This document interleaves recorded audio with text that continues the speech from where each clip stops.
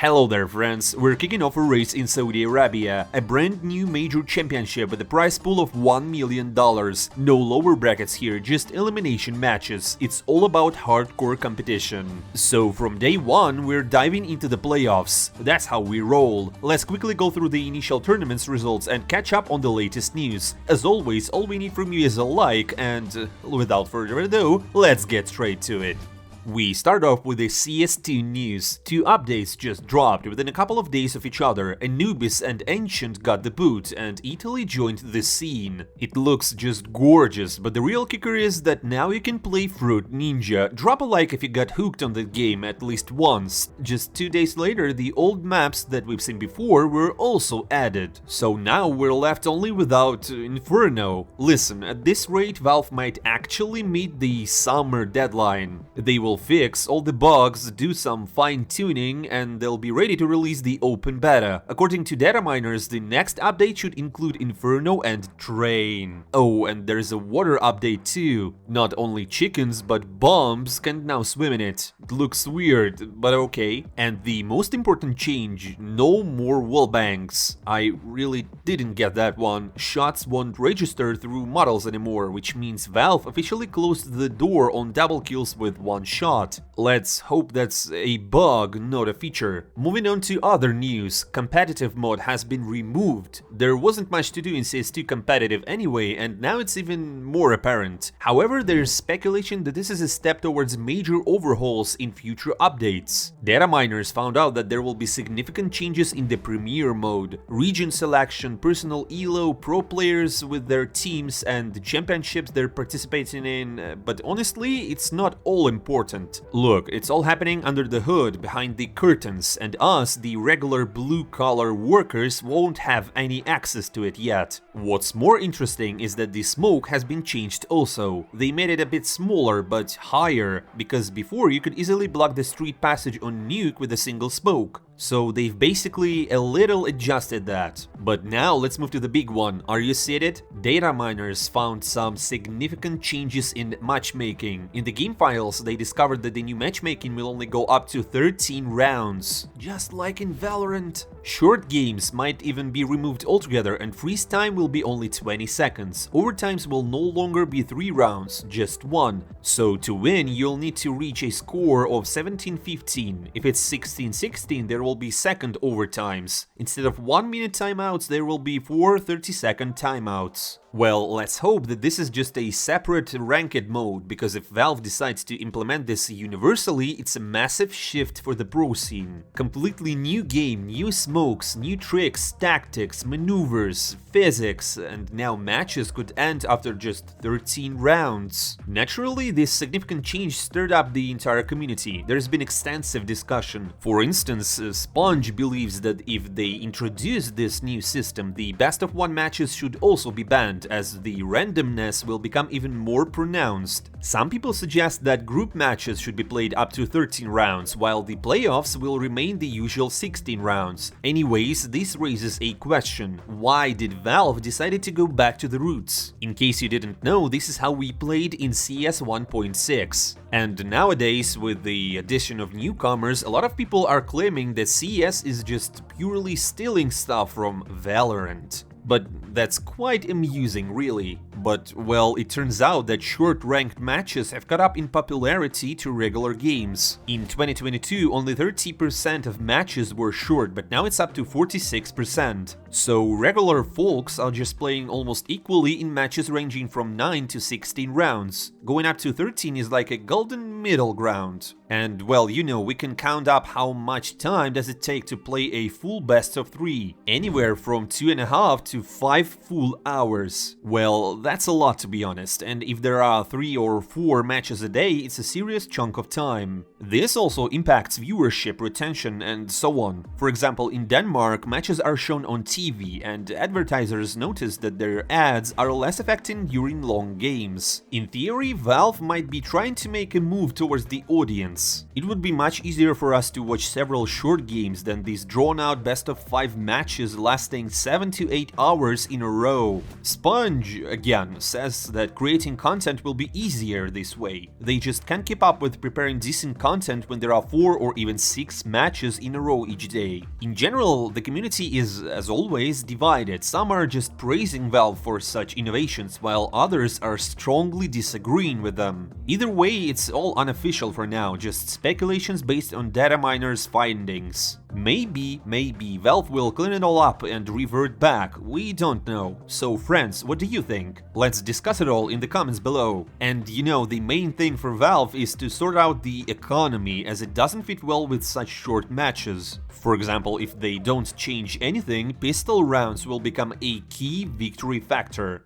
Friends, I have another fantastic news for you. My partner, MyCSGO, gives away free cases. What do you need to do? Well, it's as simple as possible, just add $2 to your account. Well, the more you top up, the more free cases you get, and they drop 3 at a time. I haven't seen such generosity yet, and if you get skins of no interest, you can immediately trade them in a contract or upgrade to get an amazing skin. You can repeat that every day. The website has a special provably fair system so that you can check any operation, everything is open. They have been in the game since forever and you can find thousands of reviews on Google. The bonuses don't end there. You can receive a gift every day, and by using my unique promo code in the pinned comment, you will get additional one. Also, if you use live news as a promo code, you will get up to 40% bonus for all your top-ups. It's just too good to be true, isn't it? But here we are. Click on the link in the pinned comment to get it all. Thank you, my dear kind friends, for watching the ad. Let's move on.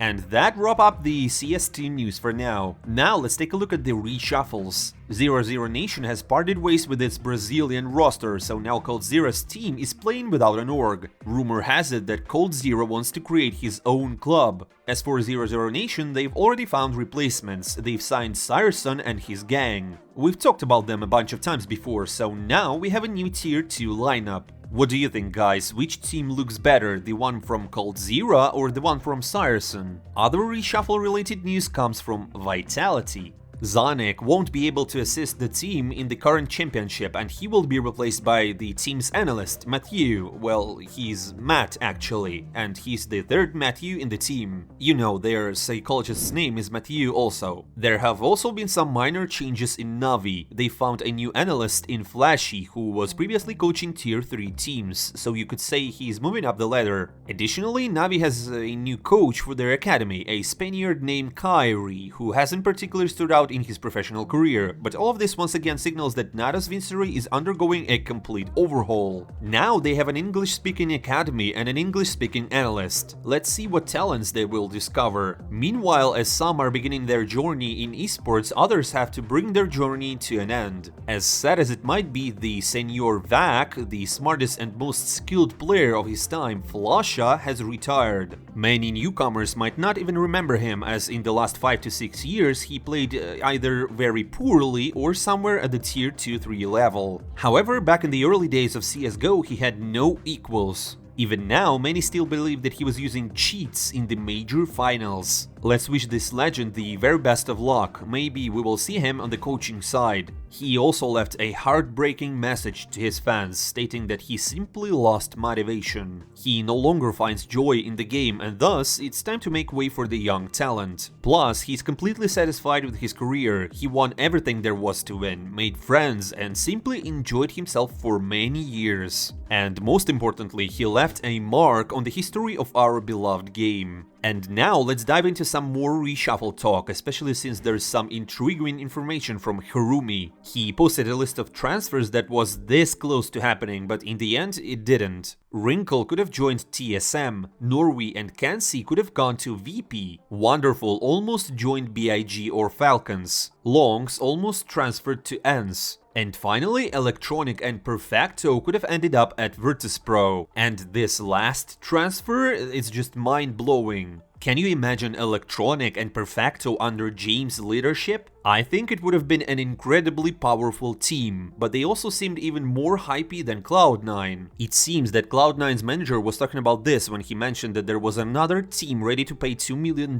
for this duo. Everyone thought it was EG, but it actually appears to have been Virtus.pro. By the way, their CEO confirmed all this. Quote, "Probably 30% of what insiders said is true. We tested Patsy and Inters. We had a good dialogue with Inters. We determined for ourselves that to achieve the best sports results, we are ready to make a big transfer for a world-class star, even for a 7-figure sum in dollars. We also understood that it was an inadequate price, but in this specific transfer window, the market was like that, greatly overheated. We had one option, but unfortunately there was a desire to transfer as a tandem. Considering all the internal agreements with the team and players, we needed only one player, therefore we declined. In other words, we simply couldn't continue to compete for this reason." Unquote. And although he might be talking about Norway and Kenzie, they say there was intense interest in them as well, but the guys stayed in Aurora. What do you think, friends? Would Electronic and Perfecto in Virtus.pro be a cool idea, or is Cloud9 still much better? Write in the comments, it will be interesting to read.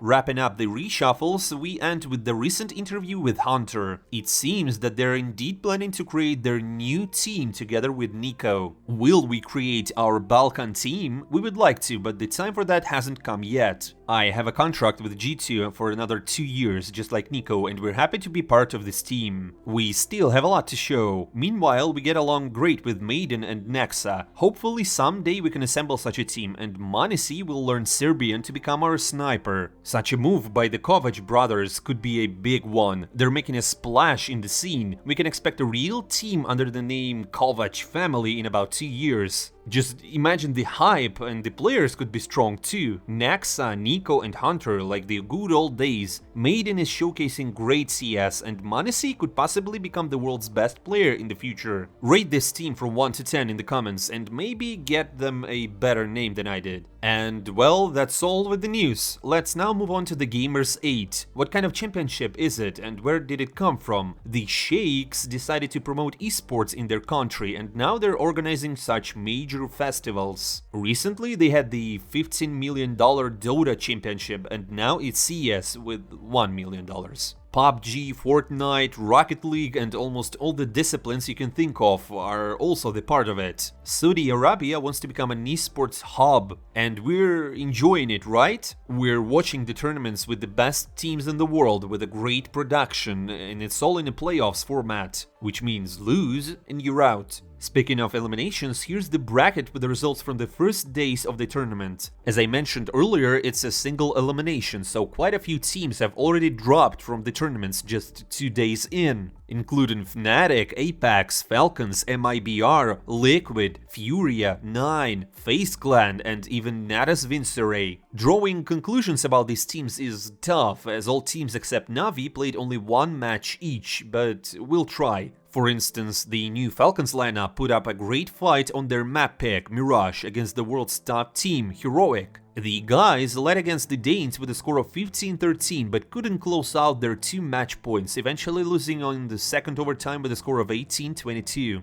On the enemy's pick, Nuke, Falcons looked notably weaker, especially on the attacking side, winning only 3 rounds. Nevertheless, Falcons showed a good result for a newly formed team. A similar scenario happened in the other matches, like for example Apex Gamer Legion. Apex couldn't win on their pick, Mirage, losing in the second overtimes with a score of 20-22. On the enemy's pick, Overpass, they put up a good defense, winning 11 rounds, but struggled in the attack, winning only 2 rounds. Overall, the match was fairly even in terms of lineups and results, and Apex could have easily come out as winners, but Gamer Legion's new captain Neelan took matters into his own hands and delivered his best performance since September of last year. He led his team to victory. The next eliminated team was Fnatic. Interestingly, just like at IEM Cologne, they faced Cloud9 in their first match. The map pool was the same: Vertigo, Anubis and Ancient. In Cologne, Fnatic won 2-1, but this time Cloud9 got their revenge and won 2-0.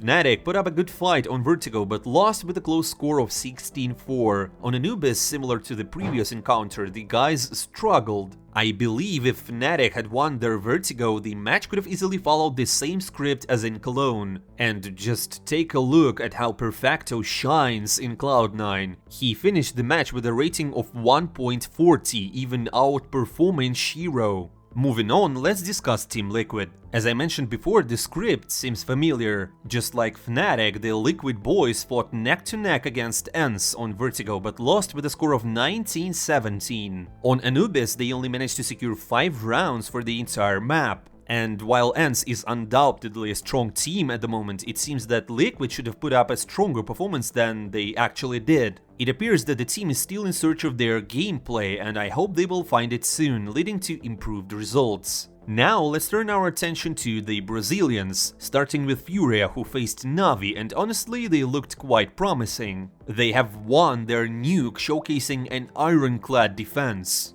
Just for you to understand, Flusha secured 11 rounds on defense on nuke, losing only 1. However, on the enemy's pick Mirage, they couldn't put up a solid defense, winning only 5 rounds and losing the beginning of the second half. It seemed like it was over, but Flusha made a strong comeback from a 14-6 scoreline. Fallen seemed to have found his second win, delivering highlight plays one after another, reminiscent of the good old times. I almost started to believe in the Brazilians, but it's quite challenging to come back from such a score. And Na'Vi didn't let that happen, winning Mirage with a score of 16-13. On the third map, Ancient, Flusha secured only 4 rounds. A valiant effort from the Brazilians, and most importantly, this match suggests that Flusha is moving in the right direction and may soon achieve better results. What do you think, guys? Following Flusha, MIBR were eliminated by the champions of the major. Even facing the Brazilian team with a new lineup, Vitality had no trouble defeating their opponents 2-0, showing no signs of difficulties. 9 also dropped from the tournament. The Polish team had the unfortunate luck of facing G2. Nevertheless, they demonstrated good competition once again. They won their signature Vertigo, which they had only lost once in the entire 2023, according to HLTV. However, they lost on Ancient and Nuke with a score of 16-12. It seems that 9 has clearly outgrown the Tier 2 scene, but they're not ready to firmly establish themselves on the Tier 1. It will be interesting to follow them and see if they can overcome this barrier in the future. Meanwhile, we've come to perhaps the biggest upset of the tournament. FaZe losing to Virtus.pro. Yeah, this match turned out to be the closest of all we've discussed today. 2 out of 3 maps ended with a score of 16-14. Nevertheless, a loss is a loss. FaZe clearly missed Brokey, who had a poor rating of 0.92. FaZe Clan continues to have significant difficulties. 5th, 8th place at the Major, 9th, 12th place at Cologne, and now dropped from the tournament on the first day. My dear friends, what do you think happened to FaZe? Share your thoughts in the comments. And the last match of the day was Na'Vi versus Vitality. For both teams, it was second matches in the tournament. And Vitality was the obvious favorite here, and the only question was whether it would be 2-1 or 2-0. However, nobody expected Na'Vi to lose their pick Mirage with a score of, just listen to it, 16-2.